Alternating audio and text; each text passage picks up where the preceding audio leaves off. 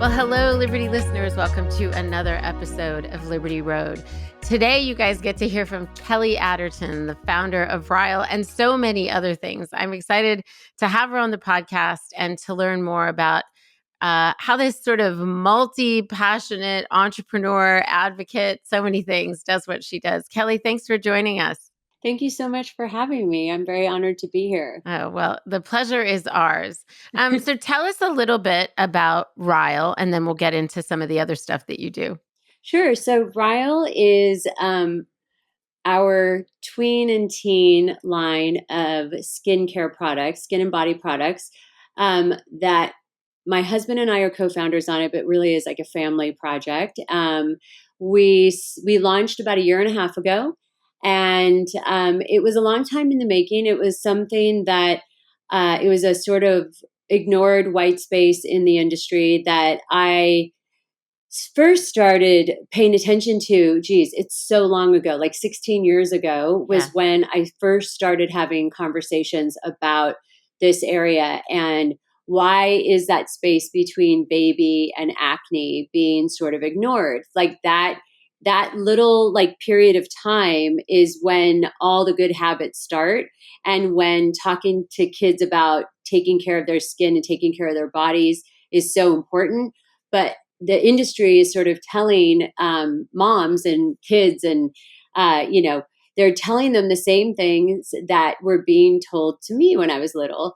Minus a robust baby category, which only developed later. When I was younger, it was just like Johnson's baby, no tear shampoo. Yeah. and then you went from no tear shampoo to acne products, if you were lucky. There was really not a lot out there. But what we were told as I was growing up was if your skin is changing, you have acne. Whether you had acne or not, your skin was changing. You're a pimply faced, greasy teenager or tweenager, and you need to start taking care of your skin in a way that you're being marketed to take care of your skin, not in the way that you should be taking care of your skin. And then as the years were going by, the baby category started growing. The teen acne category was also growing, but you didn't see anybody talking about, well, what should my 10-year-old be using? I have a zillion products for babies and they're clean and they're beautifully packaged and they're being formulated so mindfully. And we're handling our babies with kid gloves. And then they get to be this non-baby, non-adult, non-teenager age. And what do? Every parent had this moment of like, what do I do? My kid who's not really a teenager is starting to smell. What do I do? My kid is not really a teenager, but they have a couple of zits every now and again, and their skin is looking a little grimy. What do I do? Well, what most parents did was mom or dad, they, in equal parts, would either take their kids to usually somewhere like Target or a Rite Aid, and they would buy them the things that felt right or familiar to them, which often was acne products, overly scented adult male products, so like you've got like Old Spice or Axe or something. And they were giving their kids stuff that wasn't right for their skin at the age they're at. It wasn't teaching them good habits. It wasn't teaching them proper skincare. And basically just churning the cycle of bad practices for skincare. So I overtreated my skin. I never had a diagnosis of acne, but I treated myself like I did for a couple of reasons. One, it was the only options, and only options around were acne products. And number two is it gave me a great sense of independence. I'm going to go in the bathroom and I'm going to do a full face of Noxzema, or I'm going to use Clearasil or Seabreeze or Buff Puffs and scrub my skin raw, or whatever I was going to do. We were just seeing that sort of scenario playing out over and over again and not being addressed. So that conversation came up time and time again with me and my friends who had kids that were older than mine. And I kept saying, I don't really have a great idea. And also the clean beauty industry was sort of in the infant stages. And I, as an editor at Allure, I found that interesting. I love the idea of transparency. I love the idea of ingredient education. This was not something that was commonplace during the first 10 years of my time at Allure. At Allure, we definitely approached conversations about beauty in a more serious way than beauty had ever been reported on before. That was the impetus for Allure, was to take beauty seriously because it was science. But even with that sort of mandate at the magazine, transparency wasn't really happening. Clean beauty, which was originally called green beauty, opened the door in more transparency. And I was interested in that. I wasn't like a, cult member of clean beauty. I'm still not. I believe in transparency, but I also believe in science. And, but I found that intriguing. And so when my friends would ask me about this sort of stage, what should I buy my kids? I found myself not having a great answer. And that was sort of why I started wading into this category. I didn't jump right in right away when I first started having these conversations because I was having kids and whatever, but I kept this big book of inspiration and talked about it all the time with my family. And then eventually decided to pull the trigger on creating this. And I started feeling more pressure for myself because I started also seeing how skincare was exploding. And with that explosion, the exposure to younger kids of what is out there was obviously going to come. And we've seen that happen with the birth of the Sephora tweens. Yeah. And so anyway, that's how it came about. But for us, what was always what for me is my guiding light, and I'll never sort of like waver, is that I believe in being mindful of what they really need and not greedy and upselling kids on what they don't need. So I am a firm believer that they need very few products at this stage of the game. Their tween and teen years, unless they have a diagnosis from a dermatologist, not a self-diagnosis, because we see a lot of little girls, especially, getting some skin irritations now from going into their mom's products and picking out something because they saw an influencer using it on YouTube or TikTok or wherever. What they need is very little, and the conversation around teen and tween skin, I feel, needs to change with the information we have and with the information that we run our business by, the mandate we run our business by, which is, why are we going to tell this age group that they have problem skin when they have gold standard skin? Why are we going to continue that same conversation around kids at this age and call them greasy face or pimply face or all those sort of derogatory terms, or make fun of the way they look or they're changing skin? We are never going to come at that conversation in that direction with Rile, because I believe that ask any 50-year-old woman, what would you do to have skin like your 10-year-old? And there's a laundry list of what they would do. They're like, I would give anything. Sure. I don't care that she has like 5 zits on her face. I would give anything for that elasticity, for that tone and texture, and it's just beautiful baby skin. And they don't need much to maintain it. They need good habits. They need to wash their face. They need to have a lightweight moisturizer, and they need sun protection. And so we want to be a brand that makes great basics, that there's something that is useful for their age group. And we're teen led. So we've at this point now had over 100 kids that were their first paying job.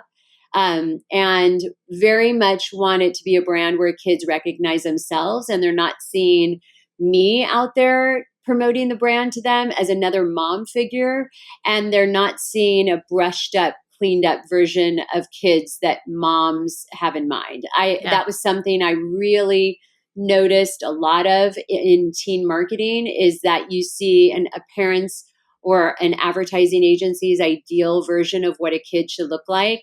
And in my experience, that's just not accurate, and it's not relatable. They're not picture perfect. They're rough around the edges. They have very big ideas about who they might want to be when they grow up, who they see themselves as. They don't like perfection because it's unattainable for them. So seeing a polished version of who adults think they should be is off-putting. And so we're really mindful about all that. And so that was me in a big diatribe, long mouthful. And so I'll shut up and let you weigh in now. Well, I have 2 questions. One, you brought something up that I think is important. And for listeners who are thinking about starting something, I think it's nice to it would be nice for us to dissect this a bit. You talked about transparency in the industry. You talked about your time at Allure, which is kind of the gold standard for beauty. and giving us the recommendations. But you said something that I thought was really interesting, in that you will never add additional products, I'm butchering what you said, that they don't need. And I think that's a really interesting form of transparency, that you are being, not just the ingredients that are going in the product, but you as a company have said, we're not going to create for greed or for any other reason. We are not going to create something that the user doesn't need. And that's an additional bottom line. So not all bottom Mhm. lines are revenue, right? Some Yeah. bottom lines are value based. How are we adding meaningful value here and not just churning away for dollars and cents? Yeah. I mean, listen, in the industry, I've watched it shift so much over the years. Um, so many beauty brands up until 10 years ago, they were not on the the the rat, what do you call it, like a mount, the wheel, the rat wheel. The hamster What wheel, the is a hamster wheel. hamster wheel? Thank you. I'm like, why am I not getting Brain this right? fog. They're not on, yeah, they're not on the hamster. They were not on the hamster wheel that was dictated by their financing, by their Yeah, institutional money, that was dictating the rate at which they needed to put out newness. They were putting out newness when they felt they needed it in their collection, or it added to their story, or it added brand value.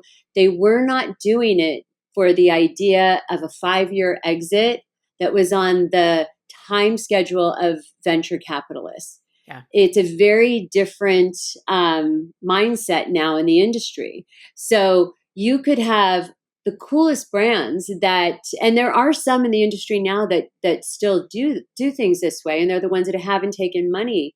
But a lot of brands used to just launch based on what they thought was necessary. And now they're told to launch, whether it's from their venture capitalists or their big retail partners, they're told to launch for sake of having conversation about the yeah, brand. yeah, And that, in my opinion, is detrimental to the brand integrity, because when a brand, there's a couple of really big brands in the industry now who their launch story was, I'm only launching this one product in 2 versions because yeah, it's all you need, yeah, and we don't ever have to have anything else because this is it, this is the gold standard. And it was a great launch story and everybody bought into it. That said brand now has a collection of maybe 80 products. And so, what does that say about the original integrity of the story that launched the product, that got people to buy into their their brand vision, and what they say? As an editor who has followed a story like this, I say to myself, where's the integrity there? I don't have as big a problem with it for adult brands, because adults are adults and you can make your own decision. You have a fully developed prefrontal cortex. You are a fully independent adult being who can say to yourself, I'm being sold to, but it's fine. I like it. It's my money. But when you're a child and you're not fully developed, your brain function isn't fully developed, and you have, you know, outside forces saying you need all this yeah, stuff yeah, to be complete or to be a better version of yourself. I don't really want to be a part of that. I want to be the brand that says, actually what you really need are 3 things, and if you have a diagnosis, you might need a few other things. And if you maybe want to add some things that are an extra once in a while step, or if I see a need for something that I think could be truly helpful, I just don't, and this is probably shooting myself in the foot business wise, but I don't want to be a brand that is putting out stuff purely to put out things for no reason other than to have something to talk about, to, you know, upsell kids who don't need to be upsold. I'd like sure, to be the brand that has a lot of integrity and says, we don't think you need all these things. It doesn't mean I have to stay just in skincare or in body care. It means I could go into hair. I could make a body wash. I could do things that are necessary. You do need to wash your hair. You do need to wash your body. But I don't want to have a 12-step routine for a 10-year-old. I just think that's irresponsible. As a mother, I don't like seeing that for kids, I find that to be upsetting, because I don't want my 10-year-old spending 10 hours a week in front of the mirror saying that they need baby skin when they have baby skin. Like, that's upsetting to me. I would like a 10-year-old to be like, and listen, I talk to so many kids now about skincare, and it is amazing. I am in awe of how educated they are. I love it. I think it's fascinating that they've taken on, at their age, I was collecting, smelly scratch and sniff stickers and Bonnie Bell lip balm, yeah, right? and felt like I was a real connoisseur in that area. And they're talking to me in scientific terms about what they want for their skin or whatever. And I find it really interesting. I like that they're interested in it, but it still doesn't mean because they know the ingredients that they need it. Sure. And Yeah. being educated, it might be a fine line between being educated and being sort of obsessed Yeah.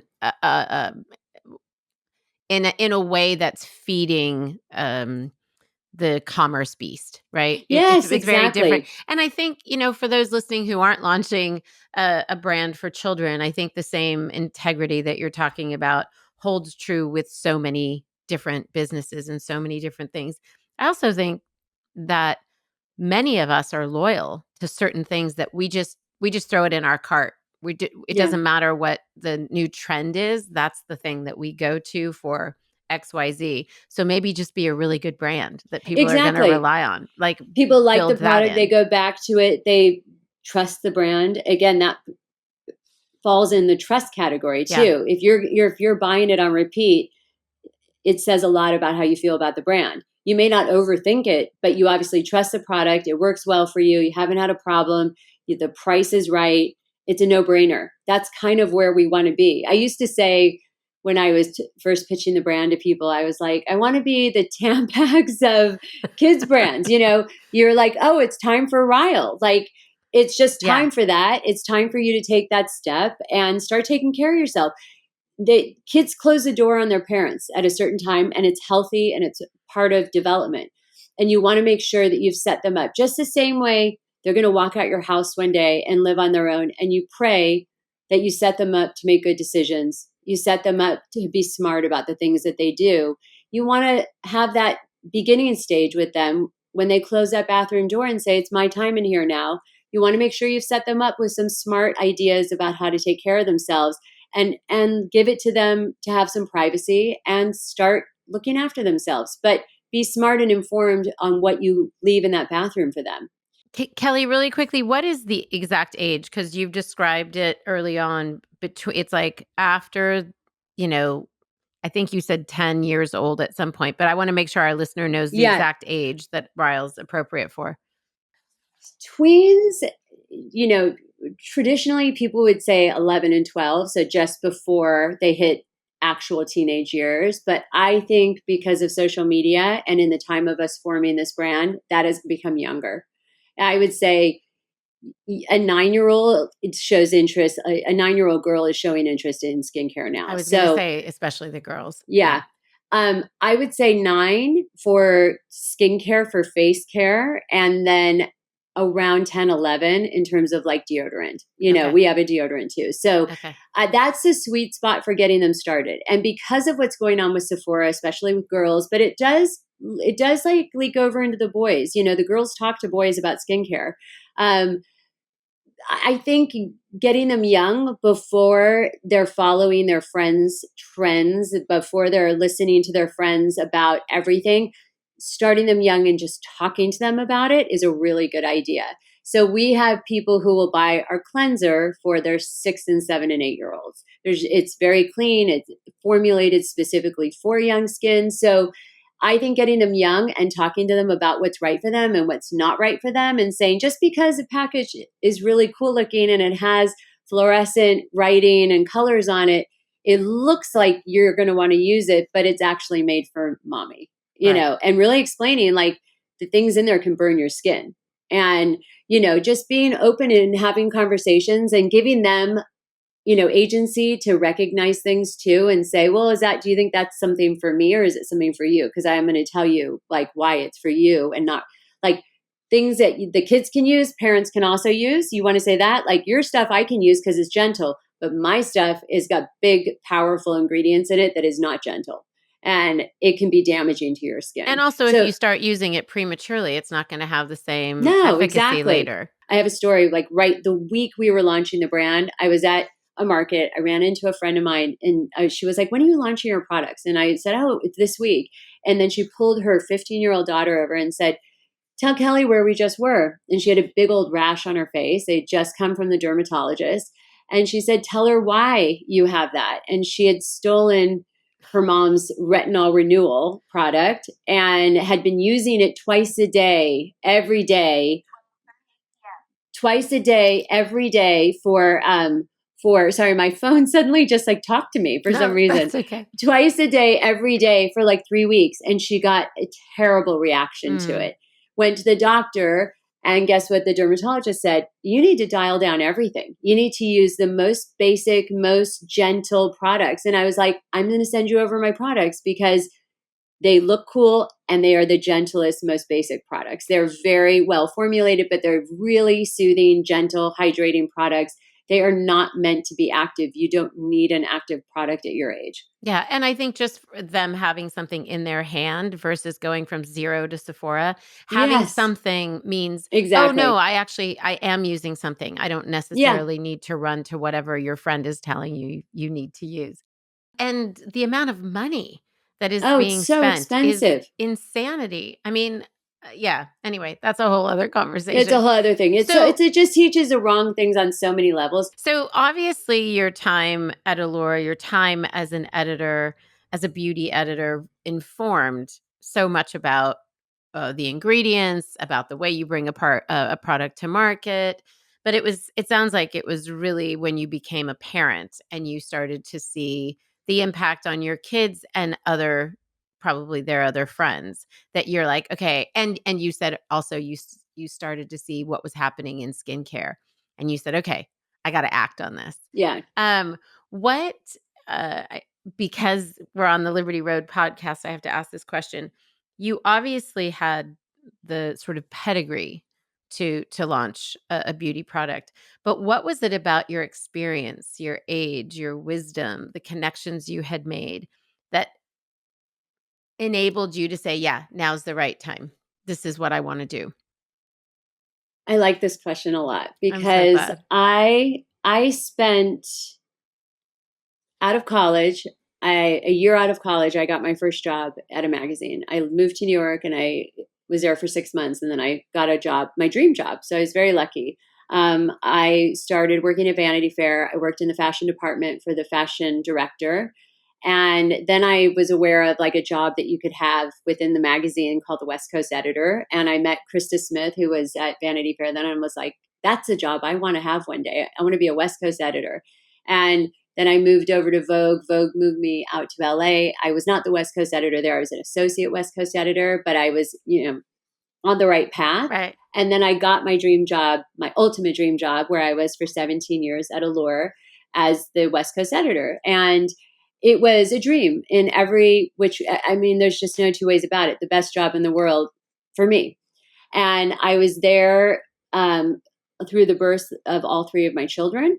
I didn't make a crazy amount of money, but I made a lot of connections. I had a lot of freedom because I was on the West Coast. I had an incredible boss who was, she's my mentor. I owe, so much to her. She was so influential in my career and in how I, sort of exist in the world. The integrity that she insisted on from all the people who work for her. And this is Linda Wells. I was very comfortable there, and it was my full identity.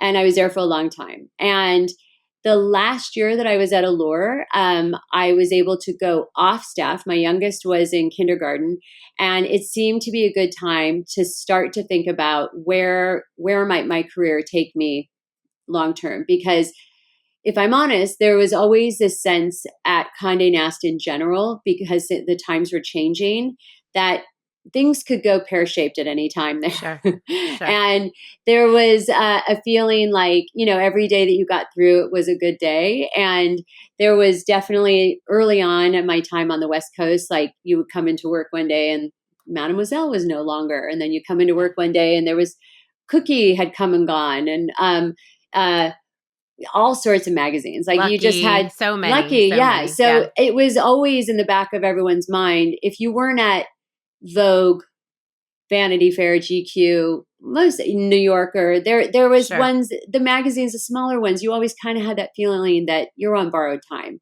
And it's not a great feeling to have, that like, everything could fall out.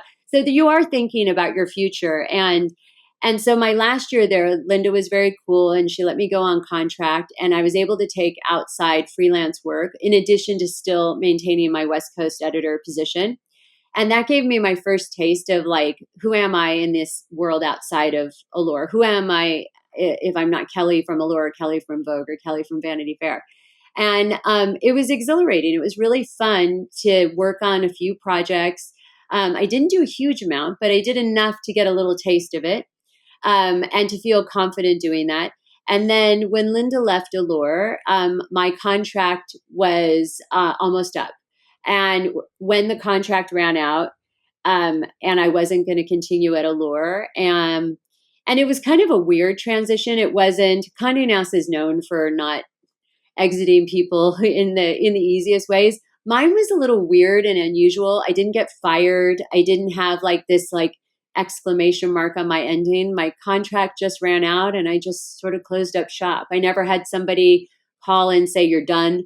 I just, It was really weird and kind of quiet. And I'm not sure if it was helpful for my sort of transition into my new life because it felt a little anticlimactic. I didn't have the anger of being like locked out of my email. I had a year where they forgot to even turn it off. I know. But it's like, I need some closure. Yeah. No, exactly. Like, when my friends who did get like fired and it was a dramatic and they had 24 hours to like get their contacts or whatever, like I always thought maybe that's a little easier. I don't know. I mean, certainly confrontation is not fun. I didn't have any. I had no confrontation. I just sort of like floated away. And I had a little bit of an identity crisis, if I'm honest with you. I really did struggle with who am I if I'm not Kelly from a big magazine, and who am I? What skills do I really have? I really did, like my mind went kind of cuckoo like that. Like, what can I really bring to this? What can I? And people around me were super supportive and saying, "You're crazy. You have so many skills, or whatever." But you really can't move forward unless you feel like actually that's real. Like you feel that for real. And so I did some silly things. Like I met some people I met this guy who I'd been following his career. He's a branding, a brand strategist. And I just thought he was so cool. And someone introduced me to him and I went in and had a meeting at his office and I left and I was like, and he was saying, well, maybe one day we can collaborate together. And I left, I came home and I told my husband, I'm going to send him an email and offer to be an intern. And he was like, over my dead body. Yeah. You're not doing that. He's like, you are not going to be his intern who then does the job of someone who gets paid $250,000 a year. You will bring that to the business. And I was like, no, I just don't. I need to like see how this business really runs. I don't think, I was really doubtful. And then slowly but surely, little projects started coming in. And I didn't offer to be an intern there. I believed him on that. I didn't, although I was fully ready to do it. But that's how much like your brain can trick you into thinking really questioning your worth and your value. And then I started getting some freelance jobs. Some of them were small and I started feeling like myself again. I got offered some weird jobs where I didn't know if like it was right for me. And I did a little research and I'm like, no, I'm not going to ghostwrite a book. Like that seems like a big investment for a very little return for me. And, no, I'm not going to do this other weird thing. And anyway, I started doing things that felt like me. So things that were directly related to things I did at Allure. And those started to really pick up. And then I realized, you know what? I may not be able to slide perfectly into one box with my experience, but any company that has me on board as a consultant or, on a project base is going to get 10 times more than if they hired somebody who's neatly fits into one category, because my experience as a West Coast editor is not working in one department. It's not working. I'm not a beauty editor. I'm not a fashion editor. I'm not the special projects editor. I'm not the photo editor. I'm all of that. I work with every department. I had to figure out how to make whatever the task of the day was happen, whatever. And I would have crazy requests, things that I had never thought about, like freeze dried insects for a photo shoot, or special effects that I'd need to have, facilitated for a shoot, or locations that seemed like we would never figure out how to make that work, or filming behind the scenes, or production on events, or doing events from beginning to end. I did everything. So that sort of quick thinking and not being daunted by a task, because I didn't have the luxury in my office to say, oh, I can't do that. You couldn't do that in a magazine. You'd have to say, give me a minute, I'm going to figure this out. Yeah. And this predates like having a robust internet system. We used to have this like 911 book that was this big spiral bound book that had like crazy amounts of information in it. And that would be your starting point of calling somebody and then figuring out who the next 20 people to call were to find the special effects person in, wherever.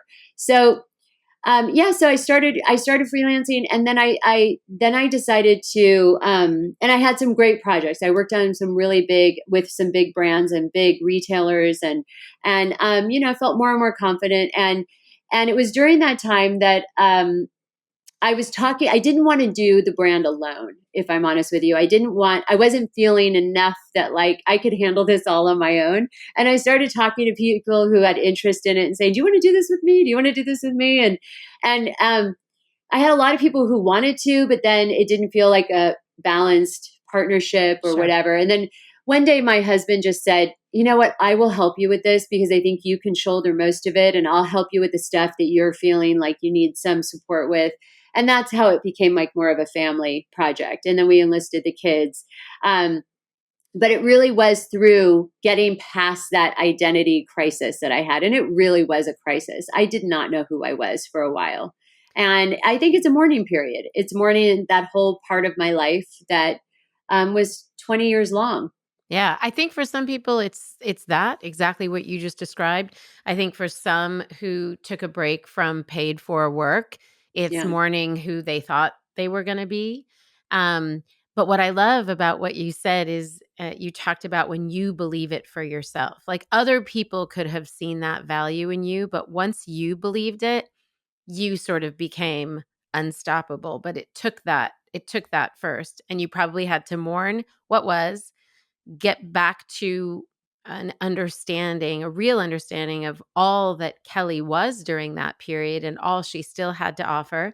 And I would have totally been with your husband to say, you don't need to intern for anybody. And I don't think there's anything wrong with that, by the way. I think no, I don't that's either. a fine thing to do, but not if you don't know your value, not if you don't know what you're bringing to the table. I would say that's where the difference lies.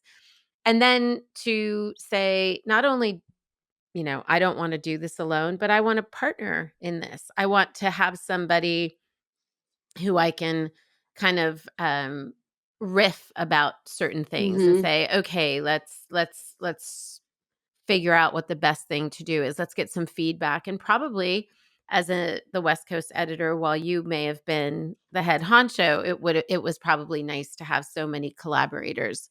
And to do something totally solo may not have satisfied that itch. You're very astute, because I am the ultimate team player. Obviously, it's why you had so much success doing what you were doing. I love collaborating with creatives. I just find it so exhilarating. There's nobody who likes a brainstorming session more than me. Like literally nobody. And that's really where my work at Allure shifted in so many ways towards the latter years was once I felt so confident with the beauty space and knowing so much about it, my desk side appointments with brands became me giving them advice Yeah. and not realizing at all at the time that people got paid a lot of money for that. Like outside, I found out later, so many editors did it on the side. I never did. I'm like a rules follower. And I would sit there and go, hey, have you thought about doing this? Or could you do this? Or blah. And I was like, why are my meetings so long? Like these people come in for desk sides, they schedule 20 minutes and it's like 2 hours later. And my husband would always be like, because you just did a whole like think tank session with them and like gave them a lot of ideas. And it became something I look forward to because I enjoy that conversation. I enjoy saying, oh, this is interesting. Why did you choose to go this direction with packaging? Have you ever thought about this type of vessel or whatever? Or what about this type of community building activity? Although I wouldn't have called it that back then. Having those conversations, I found exhilarating. I found them really fun. And that is one of my superpowers now as a freelancer is that joy I can bring to any brand or anyone that I'm working with or with my own company is that idea of like, ooh, wouldn't it be cool to do this? Or I had this thought last night, like, you guys want to talk about this? And, and another thing that working at Condé Nast, and people are always surprised when I say this, is that with the exception of like the big shoots, like the cover shoots and, some of the bigger well stories, Condé Nast is scrappy, like really scrappy. And, you learn so much when you're told you have so little to make something happen with. Yeah. And you need to still make it present as an aspirational shoot, even if you have $1,000 to get that shoot done with. And, 20 years of working in that mindset. And I got used to asking for things from people. And that's another skill set that is and I see this with kids now, with all the kids we work with, especially, and with my own kids, this resistance to asking for what you need. And as an editor, I did not have that luxury. I sometimes had to present something that was like not a great deal and try to convince them like, yeah, let me shoot at your hotel and give you a gutter credit for that. I'm not going to pay you anything, but it'll be really amazing that you're mentioned in the fold of the magazine, and win and get it and get that location for that. I mean, now no one would do that, but back in the day, we could be successful convincing people of that. And there is a hesitancy with the younger generations who are so used to having their screens in front of them and having sort of this nice distance between,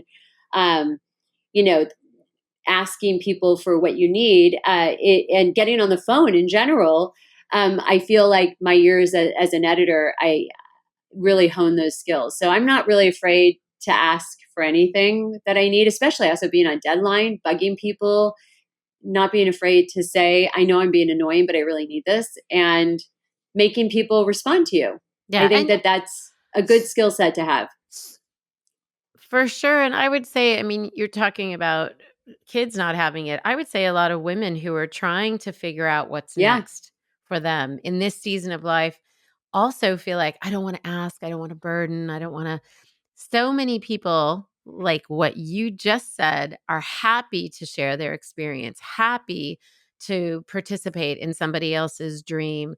And sometimes you're asking for something just requires you to think about what's in it for the other person. It's not hard. It's not hard to find a win-win situation.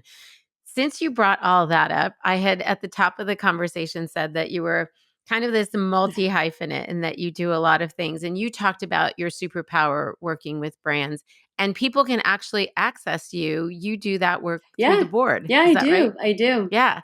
So people can actually, you're for Yeah, hire. I am. They can get in that big brain of yours. Yeah, if they want have an office hours thing that you can do. You can sign up and talk to myself, or there's a number of other people with different skills, and ask, pick your brain. The thing that a lot of people like get mad. Like I remember seeing, I stopped using that phrase myself because I've seen so many very important people say, oh my God, when I get a text saying, can you meet for coffee? I want to pick your brain. And they talk about how offensive that is. I got rid of that saying. So I'm like, okay, yeah, if I need someone's advice, you need to be really upfront and say, I actually have a question. I need a little bit of advice from you. And then people can decide if they, usually they'll respond better to picking your brain is more of this like open ended, can you give me lots of free advice that you would normally charge people for? Yeah. Yeah. Yeah, that is what it feels like. I jokingly, back when I was consulting small businesses, I jokingly said that I was more than caffeinated. Like, everyone who wanted to pick my brain and buy me a cup of coffee. One week, I realized I had 8 hours of coffee, uh, so that people could pick my brain. So I like that hint, and we'll make sure to have for our listeners. We'll make sure to have those Oh, a link sure. to office Great. hours in the show notes so they can access you. Thanks for that. You're also doing a lot of nonprofit work. That's something that's really important to you. All you have to do is go to your Instagram to see the Yeah. various things that you're involved in. Can you rattle a few of those things off for Well, us? I've been on the board of a group called Heart for a number of years, and Heart raises money and awareness about the Violence Intervention Program, which is one of the it's LA County's largest abuse center, and it's run by the brilliant Dr. Astrid Hager. And they just provide medical services, housing services, like anything you can imagine for people who are in need, especially people who are fleeing abuse. So, like, Astrid pretty much invented rape kits. Like, she's the number one expert on child abuse in the country. And she's incredible. And they have a center there for LGBTQ. It's the Alexis Arquette Center. It's all down near USC. So I've been involved with that for a long time. And then there's a younger group that is called Heartbeats. And Rile, our company, sponsors the big event that they do every year, which is a teen concert at the Whiskey. I've also been, I was never a very politically active person until 2016. And, and, Yes. my whole like sort of idea of, geez, like what is going on in this world? And so I started working with a group called March On, and we raised money for Democratic candidates. And then I got involved with I Am a Voter, which is a nonpartisan group. And Mandana, who started it, had this great idea to sort of rebrand voting and to make it cool, like something that you want to do and want to participate in. I'm trying to be less crazy intense about it all. While there's a lot of scary stuff happening, I still really, I guess I should add, my family, I grew up in the Palisades. And so this has obviously been a very rough year for my family. And so with all that devastation and so much of what's going on in the world, I also think that while things are really hard, losing the idea of finding joy in life is just one thing too many. So I think trying to approach each day where you can laugh a lot and you can still appreciate nature and you can still have these moments of, someone recently said, those times a day where you're just inexplicably happy or feel great and you're almost like euphoric. You're not on drugs. Maybe you've had a good cup of coffee, but you feel just good. And they call them glimmers. And I love that because I know everybody knows that. Maybe it's going to see a great movie, or you're in bed with a great book, or you're I don't know, binging a show and you just are comfortable in Yeah. bed. Like I want to really lean into those moments and really feel them and not let them pass me by because things are so heavy. Okay, I have so much to say to everything you just said. One, and most importantly, I'm No, thank sorry you. for the loss. I know that was a Yeah, childhood home in the Palisades. We had chatted about that before, and thank you. um, I understand on so many levels that loss, and don't Yeah, understand on so many levels. So I'm with you. And then two, thank you for not only sharing the work that you do and the importance of doing nonprofit and philanthropic work that both aligns with our values and aligns with your business and creating those opportunities, but also being really honest about having moments of joy and that we can become very overwhelmed because no matter what side you're yeah, on, everybody agrees it's yeah, chaotic times. No matter who you voted for, everybody agrees it feels a little crazy right now. And for all of us to just sit back and remember our humanity and take those times for ourselves, I believe may be how we find ourselves back to some kind of normal. So thank you for Oh, reminding us of that. I really appreciate it. I like to say it out loud because it also reinforces it for myself. Yeah, Yeah. no, that makes sense. That makes a lot of sense. Well, you gave us a glimmer in that moment. So thank you. No. Isn't that a good descriptive word for it? It's a great and as you were saying it, I was like, yeah, I know exactly those moments. Sometimes I mean, I have one left. I'm about to be an I have one empty left nester. I have 3 too. kids. Yeah. Yeah, it's coconuts, and I find myself very creepily, like, just staring at him and having those sort of Yeah. How glimmers, old is he? when he doesn't know I'm looking. He's a junior in high So school. So I have a senior in college, a sophomore in college, and a junior in high school. So I have a junior in college, a sophomore in college, and a sophomore in high school. I know Oh, we're very we're aligned. like, Yeah. yeah, we're very, very aligned. So I have to ask you this Yeah. last question before I let you go. You know that this is the Liberty Road podcast, and we're here to help women in their 40s, 50s, and 60s liberate themselves, whatever that is for them, liberate that dream, liberate that impact they want to have, that purpose. What does it mean for you through the launch of Rile, through the work that you've done with nonprofit organizations, through seeing yourself as an expert on the board? What does it mean for you to be liberated right now? Oh, you know, It's a I big talk with one. my best friend about this a lot, is that, while aging is tough, like, let's be honest, it's not easy. And you Mhm. have to sort of part with, your body or your face not looking the way you want it to, or being judgmental about yourself in those superficial ways, or even just like health and how you're feeling or whatever. Um, it's it's that sense of, sort of laughing with your friends about where you're at, but also understanding. It was very liberating. We talk about this, is what we talk about, is that there's nobody we know who is exactly where they pictured they would be. And Mm, and understanding that that is across the board is liberating. Is that the grand plan that you may have thought for yourself, or the way I would have observed somebody from the outside and maybe I was envious of them, they're not where they thought they were going to be either. And with that yeah. comes, people become much nicer. And I have found that I enjoy life much more in my 50s than I did in my 20s, possibly for part of my 30s, because the envy and sort of looking at thinking, where should I be and what should I acquire and what do I need to scream success, those sort of thoughts go away.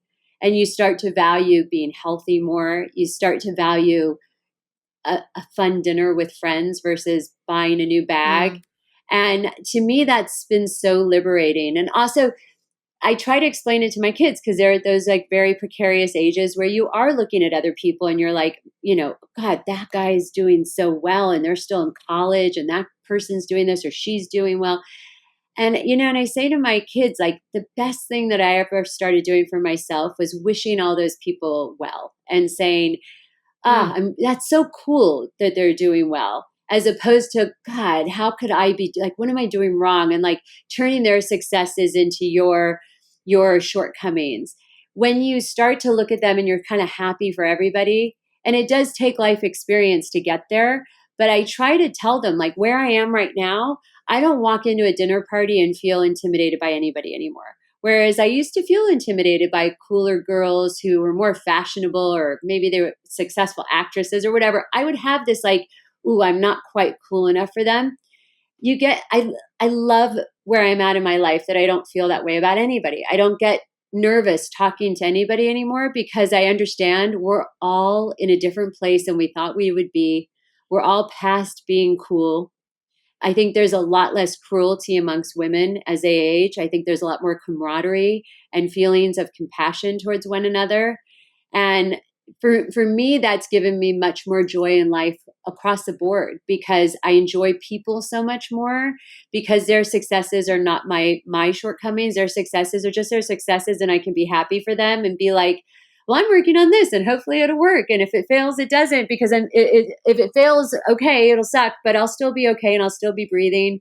And I don't know, it's made me a lighter person. And I think that is the wisdom of age. And, I think there's these decades where you're starting a family, you're acquiring stuff, you're getting those status symbols, and then you get past it. And the past it is where all the best stuff in life, I think, is. Amen. Oh my Yeah. gosh. What is your mic drop moment right there? Yeah, I thank you. I mean, I don't really want to say anything else. I Oh, think you've summed it up really beautifully. Thank you again for dropping no. wisdom, information at the front end of the conversation, and now so much wisdom. I really appreciate you taking the time to talk with us, Thank you Kelly. so much for having me. It's been a lot of fun. And thank you for letting me ramble on. I'm a talker. Oh, no, it's great. It's great. I think a lot of people will be like, oh, well, these are all the things that I need to know. And now they know how to access you too. Liberty listeners, thank you guys for hanging out with me and with Kelly. And we will talk to you guys next time. Bye for now.